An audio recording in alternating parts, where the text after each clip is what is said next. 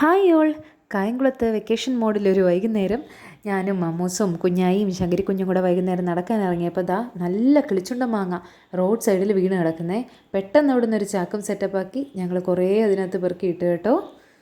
അത് കഴിഞ്ഞ് നേരെ വൈകുന്നേരം കുറച്ച് സാധനങ്ങളൊക്കെ വാങ്ങിക്കാൻ വേണ്ടി പുറത്തോട്ട് ഇറങ്ങി. പച്ചക്കറിക്കടയൊക്കെ പോയതാണേ. അവിടെ ഭയങ്കര ഈച്ച ശല്യം. നമ്മുടെ നാട്ടിലൊക്കെ ഈ സമയത്ത് സന്ധ്യ കഴിഞ്ഞാൽ ഭയങ്കര ഈച്ച ശല്യമാണേ. അത് കഴിഞ്ഞ് നേരെ സൂപ്പർ മാർക്കറ്റിൽ പോയി.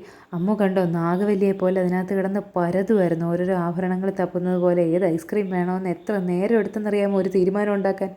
അയ്യോ, അവിടെ നിന്ന് ഏതൊക്കെയോ പെറുക്കി കൂട്ടി. എനിക്ക് ചോക്കോബാറായിരുന്നെന്ന് തോന്നുന്നു. അതെ, അമ്മൂനും അമ്മയ്ക്കുമൊക്കെ ഏതൊക്കെയോ വാങ്ങിച്ചു. അങ്ങനെ അതെല്ലാം വാങ്ങിച്ചു കൂട്ടി ഞങ്ങളിങ്ങനെ ആ സൂപ്പർ മാർക്കറ്റിൽ ഓരോരോ സാധനങ്ങൾ നോക്കി നടന്നപ്പോൾ അമ്മ വിളിക്കുന്നു, കുഞ്ഞുണന്നു, വേഗം വാ.